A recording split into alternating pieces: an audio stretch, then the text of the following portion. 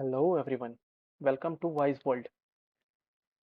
जैसा कि अभी हम गवर्नमेंट स्कीम्स के बारे में चर्चा कर रहे थे, तो पीछे अभी हमने बहुत सारे स्कीम्स कवर कर लिए ऑलरेडी। तो आप इसमें रिवीजन पर्पस से एक बार देख सकते हो कि कौन कौन से स्कीम हमने अभी तक कवर किए हैं। इसमें फेम 2 हमने कवर कर लिया है, महिला सम्मान सेविंग सर्टिफिकेट्स को कवर कर लिया है, प्रधानमंत्री सुरक्षा बीमा योजना को कवर कर लिया है, और प्रधानमंत्री जीवन ज्योति बीमा योजना कवर कर लिया है, प्रधानमंत्री जनधन योजना कवर कर लिया। और अब आज का जो लेक्चर है वो हम स्टार्ट करने वाले हैं अटल पेंशन योजना से। तो इसमें मैंने आपको कुछ कुछ चीज़ें पहले ही हाईलाइट कर दी है, तो जिसमें कि सिर्फ हाईलाइटेड पोर्शन पे फोकस रखना है। तो आप यहाँ से स्टार्ट करते हैं। अटल पेंशन योजना ये लॉन्च हुआ था 2015 में, 2015, और मिनिस्ट्री ऑफ फाइनेंस के अंडर में ही है, क्योंकि अभी हम मिनिस्ट्री ऑफ फाइनेंस का ही सारा स्कीम पढ़ रहे हैं, तो ये अभी उसी में चल रहा है। तो इसकी जो इम्प्लीमेंटिंग एजेंसी है, तो पेंशन से रिलेटेड चीज़ है, तो ऑब्वियस है कौन देखेगा इसको? Pension fund regulatory and development authority, PFRDA। इसका जो एम है कि जो लॉन्गेविटी रिस्क है among the workers in unorganise sector, focus किसको रखा हुआ है इसमें? अनऑर्गेनाइज सेक्टर्स को पेंशन स्कीम में जोड़ने के लिए इसमें पहल चलाई गई है इस स्कीम में। तो इसमें जो एलिजिबिलिटी क्राइटेरिया है वो क्या रखा गया है कि सारे सिटीजन्स जो कि एज ग्रुप 18 टू 40 ईयर्स के बीच में लाई करते हैं वो इसको अप्लाई कर सकते हैं इस पर्टिकुलर स्कीम में जाने के लिए। ठीक है। जो फोकस रहेगा वो किस पे रहेगा? अनऑर्गेनाइज सेक्टर के जो वर्कर्स हैं उनके ऊपर फोकस रहेगा। और इसमें जो थर्ड क्लॉज है वो क्या है कि should make contribution for a minimum of 20 years, minimum 20 साल का कंट्रीब्यूशन करना है। जैसे कि पीछे के स्कीम्स में हम देखे थे कि प्रीमियम पे करना पड़ता था, वो इसमें क्या होता है कि कंट्रीब्यूशन करना पड़ता है, जिससे कि सर्टेन अमाउंट ऑफ मनी आपको पे करना होगा। और लास्ट में जब 60 ईयर्स का एज अचीव हो जाता है उसके बाद से गवर्नमेंट इस स्कीम के थ्रू पेंशन डिस्ट्रीब्यूट करती है ओल्ड एज के टाइम पे। Open to all bank account holders who are not members of any statutory social security scheme। ये इसमें एक और क्लॉज है एलिजिबिलिटी का कि ये सारे बैंक अकाउंट होल्डर्स के लिए ओपन है जो कि मेंबर किसी और स्टेटूटरी सोशल सिक्योरिटी स्कीम के मेंबर ना हो, उनके लिए ये ओपन है। ठीक है। जो एक और इम्पॉर्टेंट फैक्ट है कि अगर पूछता है पेपर में कि कौन से स्कीम को रिप्लेस की गई थी इसको लाने के लिए, तो वो था स्वावलंबन स्कीम। ठीक है, उसको इसने रिप्लेस किया था। जो fixed pension for the subscriber, इसमें एक और पॉइंट इंपॉर्टेंट है कि जो भी सब्सक्राइबर हैं, जो भी इस स्कीम में इनरोल कराए अपने आप को, उनको पेंशन मिलना स्टार्ट हो जाएगा जैसे ही उनका एज 60 ईयर्स कंप्लीशन होएगा। ठीक है। तो मंथली जो पेंशन है वो कितनी मिलेगी? 1000 से 5000 रुपए तक, 1000 to 5000, depending upon the subscriber's contribution. कितना किसने सब्सक्राइब किया हुआ था, कितने मनी कंट्रीब्यूशन करता था, उसके बेसिस पे जब 60 ईयर्स की एज अचीव होगी तो उसके बाद से इस स्कीम के तहत पैसे दिए जाएंगे in the form of pension, जो कि 1000 से 5000 रुपए तक, मतलब 1000 टू 500 तक वेरी करेगा कि किसने कितना कंट्रीब्यूशन किया है उसके बेसिस पे। अगर सब्सक्राइबर्स की डेथ हो जाती है तो किसको मिलेगा वो पैसा? उसके स्पाउस को। ठीक है, टू हिज और हर स्पाउस। ठीक। अगर स्पाउस की भी डेथ हो जाती है उस केस में जो पेंशन कॉर्पस है as accumulated at the age of 60 के उम्र तक पहुंचते पहुंचते जो भी पेंशन कॉर्पस का टोटल इकट्ठा हुआ होगा पैसा, उस जो कि सब्सक्राइबर ने कर रखा था वो किसको रिटर्न कर दिया जाएगा? नॉमिनी को पैसे वापस कर दिए जाएंगे। जैसे कोई भी इस टाइप की चीज होती है, या पेंशन हो या फिर इंश्योरेंस हो, तो उसमें एक किसी को नॉमिनी बनाना पड़ता है कि इनकेस कुछ मिसहैपनिंग हो जाती है तो उसको सारा चीज दे दिया जाए। तो इस केस में जो भी पेंशन का कॉर्पस 60 के एज पे एक्यूमुलेट हुआ रहेगा वो उस नॉमिनी को दे दिया जाएगा अगर स्पाउस की भी डेथ हो जाती है तो। ठीक है। In case of premature death of subscriber before 60 years of age, अगर 60 कंप्लीशन के पहले ही जो सब्सक्राइबर उसकी डेथ हो जाती है, और उस केस में क्या होगा? Spouse of subscriber can continue contribution to API. तो जो उसका स्पाउस रहेगा या रहेगी वो उस पर्टिकुलर स्कीम में अपना कंट्रीब्यूशन बनाए रखना चाहती हैं तो, या चाहता है तो कंटिन्यू कर सकता है। ठीक है। Account of the for the remaining vesting period, जितना महीने का कंट्रीब्यूशन बचा होगा उतने महीने तक वो कंटिन्यूस उसमें कंट्रीब्यूशन कर सकती हैं, कर सकता है, ठीक है। Till original subscriber would have attend age of 60 year, जब तक जो ओरिजिनल सब्सक्राइबर था वो 60 की उम्र अचीव किया होता, उस टाइम तक का जो भी कंट्रीब्यूशन है वो स्पाउस कर सकते हैं, ठीक है। इसमें एक और इम्पॉर्टेंट क्लॉज है ये कि एपीवाई अटल पेंशन योजना में वॉल्यूंटरी एग्जिट परमिटेड है। अगर कोई बीच में किसी को लगता है कि इस स्कीम से अच्छा मैं कहीं और पे कुछ पैसे लगाऊं, या फिर किसी को बहुत ज़्यादा पैसों की ज़रूरत पड़ गई, तो वो इस पर्टिकुलर स्कीम से अपने आप को विड्रॉ भी कर सकता है, बाहर निकल सकता है, ठीक है। तो ये था स्टैटिक पार्ट, और इसमें करंट का पार्ट क्या है कि लगभग 5.25 करोड़ सब्सक्राइबर एनरोल हुए हैं अटल पेंशन योजना में, और ये इस साल इस स्कीम ने भी अपने 8 साल सक्सेसफुल इम्प्लीमेंटेशन के पूरे किए हैं, ठीक है। ये था अटल पेंशन योजना, ठीक है। जो नेक्स्ट स्कीम है वो है नेशनल पेंशन सिस्टम, एनपीएस, जिसको लेके बहुत ज़्यादा डिस्प्यूट भी रहा है, तो क्वेश्चन पूछने की प्रोबेबिलिटी बहुत ज़्यादा है इस पर, क्योंकि बहुत सारे स्टेट्स में जहाँ पे क्योंकि कांग्रेस की गवर्नमेंट है, उन्होंने नेशनल पेंशन सिस्टम को, जो कि 2004 में इंट्रोड्यूस किया गया था, इसके जगह पे वो ओल्ड पेंशन सिस्टम को लाने की मांग कर रहे हैं बहुत जगह पे, और बहुत जगह पे इसको इम्प्लीमेंट भी किया जा रहा है। तो ऐसे में इस पर बहुत ज़्यादा डिबेट था, तो क्वेश्चन पूछने के चांसेस इस पर ज़्यादा हैं। तो आप इसको एक बार ध्यान से देख लो कि इसका लॉन्च ईयर क्या है, 2004, ये भी मिनिस्ट्री ऑफ फाइनेंस के अंडर में आती है। और जो इम्प्लीमेंटिंग एजेंसी अगेन पेंशन से रिलेटेड है, तो कौन सी ऑर्गेनाइजेशन होगी, pension fund regulatory and development authority, PFRDA. इसका एम क्या है कि retirement, to provide retirement income to all citizens, जितने भी सिटीजन्स हैं सबको कहीं ना कहीं रिटायरमेंट होने के बाद उनको इनकम दिया जाए। नॉर्मली क्या होता है कि जो भी गवर्नमेंट एम्प्लॉय हैं वो पेंशन के भागीदारी होते थे, उनको 60 के बाद गवर्नमेंट पेंशन देती थी, लेकिन जो इंडिया में प्रोपोर्शन है वर्कर्स का वो ज़्यादा अनऑर्गेनाइज सेक्टर में है, और वो कहीं ना कहीं पेंशन के दायरे में नहीं आते थे। तो उनको जोड़ने के लिए गवर्नमेंट ने क्या किया कि नेशनल पेंशन सिस्टम का इंट्रोडक्शन किया, जिसमें कि चाहे वो गवर्नमेंट एम्प्लॉय हो या ना हो, प्राइवेट सेक्टर से भी लोग इसमें चाहें तो एक इंडिविजुअल कोई भी हो, उसमें कंट्रीब्यूशन अपना करके लास्ट में 60 ईयर्स का जब एज अचीव करे, अटेन करे, उस केस में वो पेंशन विड्रॉ कर सके, जिससे कि अपने वो ओल्ड एज को सिक्योर कर सके। तो इसमें बेनिफिशरीज कौन है, ये इंपॉर्टेंट है, एनी इंडियन सिटीजन, ये बहुत ही इंपॉर्टेंट है। इस पर कई बार एग्जाम में पूछ चुका है कि who are eligible for NPS. Even शायद मुझे जहाँ तक याद है यूपीएससी में भी इस पर क्वेश्चन पूछ चुका है।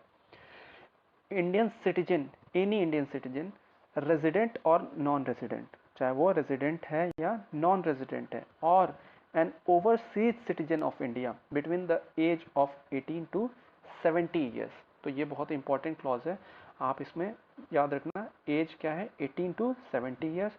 कोई भी सिटीजन हो, चाहे वो रेजिडेंट हो यहाँ का या नॉन रेजिडेंट हो, या फिर एक ओवरसीज सिटीजन ऑफ इंडिया हो, ओसीआई, जिसका उम्र 18 से 70 साल के बीच में लाई करता हो, वो क्या कर सकता है, इस पर्टिकुलर स्कीम में अपने आप को एनरोल करवा सकता है। All new employees of central government service except arm forces, तो ये एक्सेप्शन दिया हुआ है, आर्म फोर्स के ऊपर कोई ये स्कीम को या इन्फोर्स नहीं किया गया है, इनके लिए अभी भी ओल्ड पेंशन स्कीम ही चलती है आर्मी वालों के लिए, ठीक है, उनको इससे बाहर रखा गया है। And central autonomous body joining government service on और आफ्टर 1 जनवरी 2004, तो कोई भी ऐसे कोई भी नए एम्प्लॉयज होंगे सेंट्रल गवर्नमेंट सर्विस के जिसमें कि आर्म फोर्सेस को एक्सेप्शन किया गया है, और कोई भी सेंट्रल ऑटोनोमस बॉडीज हैं जो कि गवर्नमेंट सर्विस को ज्वाइन कर रही हैं 1 जनवरी 2004 के बाद या उस दिन, तो उसको एनपीएस के तहत पेंशन दिया जाएगा।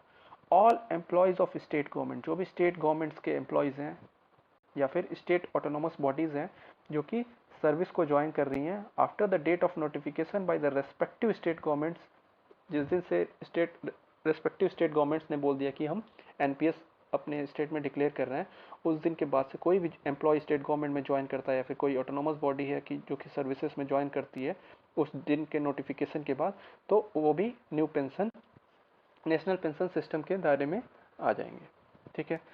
इसके फीचर्स क्या हैं, सॉरी एक पॉइंट रह गया, private sector employees and organise और अनऑर्गेनाइज सेक्टर्स के वर्कर को भी इन्वॉल्व किया गया है। इसी चीज़ की बात कर रहा था मैं कि पहले क्या था कि सिर्फ गवर्नमेंट सेक्टर के एम्प्लॉय ही कवर होते थे। इस पर्टिकुलर जो नेशनल पेंशन सिस्टम लाया गया, इसमें प्राइवेट सेक्टर एम्प्लॉयज़ को और अनऑर्गेनाइज सेक्टर वर्कर्स को भी कंट्रीब्यूट करने का मौका दिया गया कि वो भी एलिजिबल हो जाए इस स्कीम में। फीचर्स क्या है? स्ट्रक्चर्ड इनटू 2 टीयर्स, 2 टीयर में इसको स्ट्रक्चर किया गया। टीयर 1 क्या है? Tier 1 account non withdrawable permanent retirement account. ये अकाउंट इस टाइप का रहेगा कि जिसमें से पैसे नहीं निकाल सकते, परमानेंट रिटायरमेंट अकाउंट रहेगा ये। टीयर 2 अकाउंट क्या है? Voluntary withdrawable amount which is allowed only when there is an active tier 1 account. ये टीयर 2 अकाउंट क्या है कि इसमें वॉलंटरी कोई चाहे पैसा विड्रॉ करना तो निकाल सकता है, और ये तभी अलाउ होगा उसके पास अगर टीयर 1 का एक्टिव अकाउंट हो। ठीक। एक और फीचर है इसका कि subscriber can exit only after completion of 10 years. जैसे 10 साल पूरा हो जाता है उसके बाद से कोई इसमें से विड्रॉ कर सकता है, उसके पहले कोई सब्सक्राइबर इससे बाहर नहीं जा सकता। ठीक है। अब इसमें एक और चीज जो है, partial withdrawal can happen maximum of 3 times. इसमें जो पार्शियल विड्रॉल निकालने का कंडीशन है वो 3 बारी में 3 टाइम्स पैसे निकाल सकते हैं during entire tenure of subscription if the subscriber has completed at least 3 years from the date of joining the NPS. ठीक है, ये बहुत ज़्यादा इंपॉर्टेंट पॉइंट नहीं है, आप इसको छोड़ सकते हैं।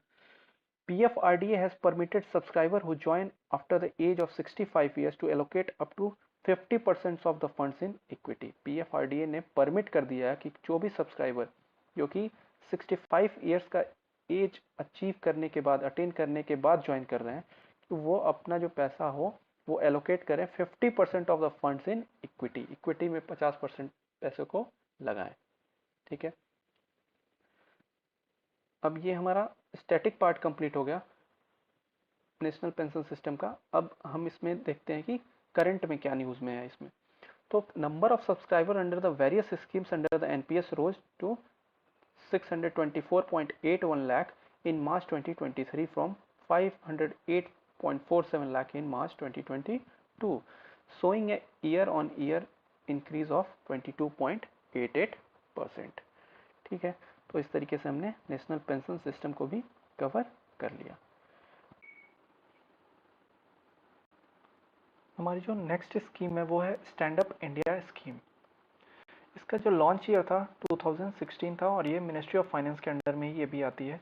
इसका ऑब्जेक्टिव क्या था कि बैंक लोन प्रोवाइड करना है 10 लाख से 1 करोड़ तक का, मतलब 10 lakh to 1 crore to at least 1 scheduled caste और शेड्यूल्ड ट्राइब बोरोवर। कोई शेड्यूल्ड कास्ट या फिर शेड्यूल्ड ट्राइब से बिलोंग करता है, ऐसे बोरोवर को 10 लाख से 1 करोड़ तक का एटलीस्ट एक भी कोई हो उसको लोन देना है, एंड एटलीस्ट 1 वुमेन बोरोवर पर bank branch for setting up A green field enterprise.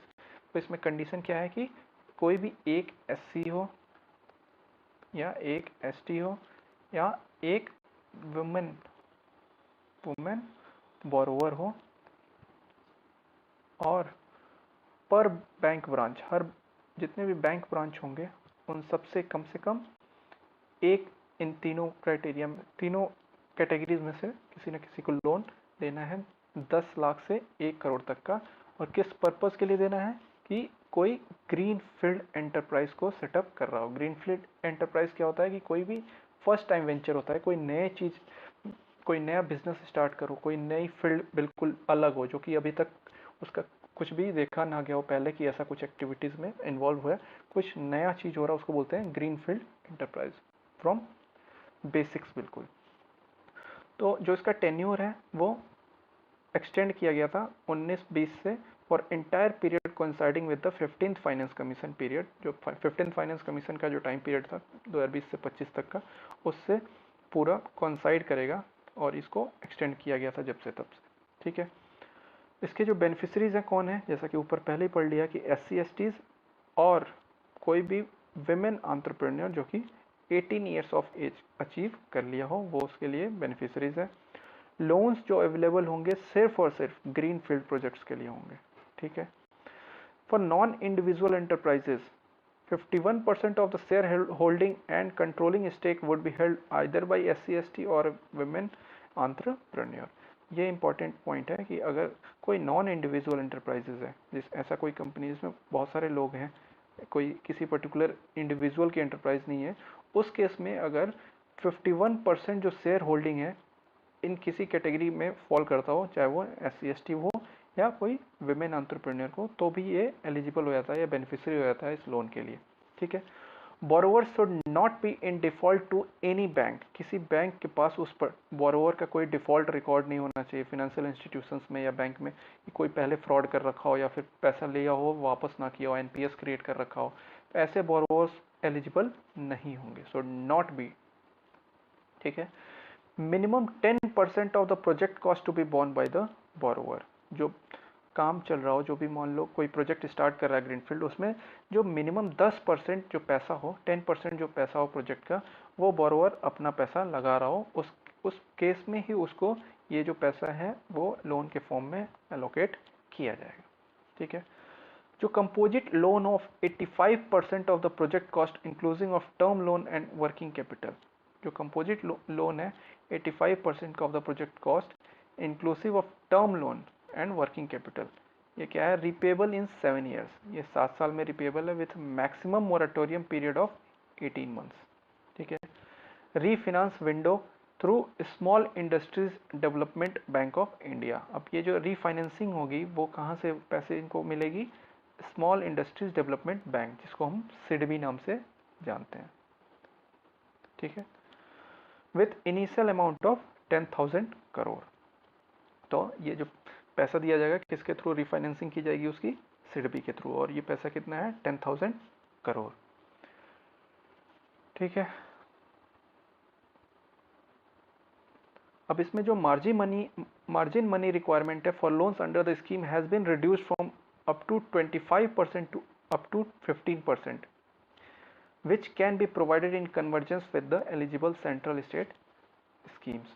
Borrowers shall be required to bring in minimum of 10% of project cost as own contribution. तो ये पहले भी पढ़ रखा है कि 10% मिनिमम कंट्रीब्यूशन किसका होना चाहिए, बोरोवर का उस प्रोजेक्ट में, तभी जाके इस पर्टिकुलर जो स्कीम है उसके तहत उसको लोन दिया जाएगा बैंक की तरफ से। ठीक है। ऑनलाइन पोर्टल स्टैंड अप मित्रा जो कि डेवलप किया गया है सिडबी के द्वारा। ये आप याद रखना कि स्टैंड अप मित्रा किसके द्वारा डेवलप किया गया है ऑनलाइन पोर्टल, तो ये है सिडबी के द्वारा। तो ये इंपॉर्टेंट है, यहाँ पे बहुत इंपॉर्टेंट है, आप इसको जरूर से याद रखना कि ऑनलाइन पोर्टल स्टैंड अप मित्रा वो किसके द्वारा डेवलप किया गया है, सिडबी के द्वारा। किसके लिए किया गया है, स्टैंड अप इंडिया स्कीम के लिए। ठीक है। तो ये था हमारा स्टैटिक पार्ट। इसमें डायनेमिक क्या हुआ है कि जो अभी न्यूज़ में किस लिए था कि स्टैंड अप इंडिया जो है वो 7 साल कंप्लीट कर चुका है अपना। ठीक है।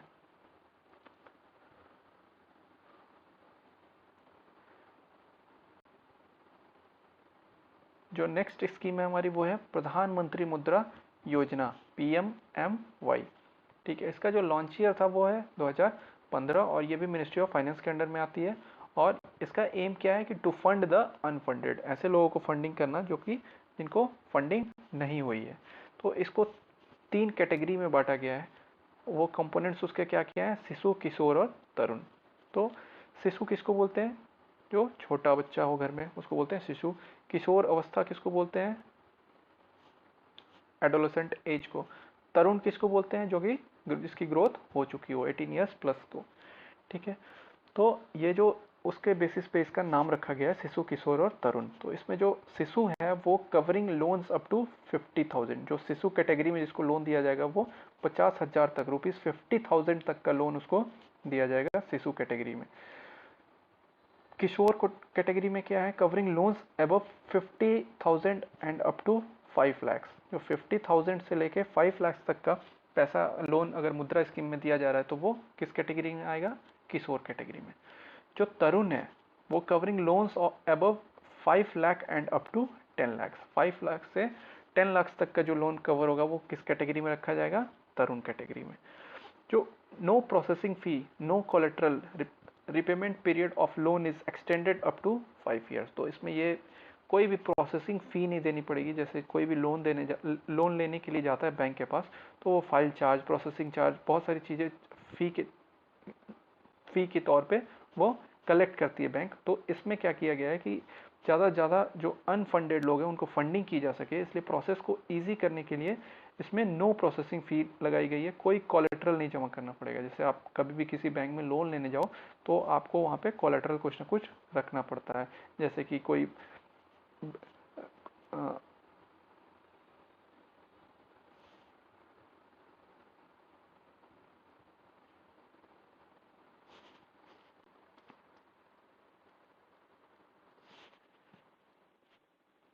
जैसे आप किसी बैंक में जाओ लोन लेने के लिए तो वहाँ आपको कुछ ना कुछ कोलेट्रल के तौर पे रखना पड़ता है। कोई घर का पेपर रख देता है अपने, तो और बहुत सारी चीज़ें होती हैं जो बैंक्स वहाँ पे बताते हैं कि आप क्या क्या कोलेट्रल रख सकते हो। इसमें क्या है कि मुद्रा स्कीम में कोई भी कोलेट्रल आपको नहीं देना होगा। Repayment period of loan is extended up to 5 years. जो रीपेमेंट का पीरियड है वो 5 साल तक एक्सटेंड किया जाएगा कि 5 साल के बाद भी आप पैसे वापस कर सकते हो। ठीक है। All banks with public sector banks, private sector banks, regional rural banks, cooperative banks, foreign banks and non-banking finance companies NBFCs microfinance institutions are required to lend under the scheme। इस स्कीम के तहत जितने भी हैं, चाहे वो public sector bank हो, private sector bank हो, आरआरबीज हो, कोऑपरेटिव बैंक्स हो या फॉरेन बैंक हो या एनबीएफसीज हो या माइक्रो फाइनेंस इंस्टीट्यूशंस हो, इन सबको क्या है कि इस स्कीम के तहत पैसे डिस्ट्रीब्यूट करने ही करने हैं। Credit guarantee product is extended by creation of A fund called credit guarantee fund for micro units CGFMU। तो ये इंपॉर्टेंट पॉइंट है कि क्रेडिट गारंटी प्रोडक्ट बनाया गया है इसमें, और उसको एक्सटेंड कैसे किया गया है, एक फंड क्रिएट करके, जिसको बोला गया है credit guarantee fund for micro units CGFMU।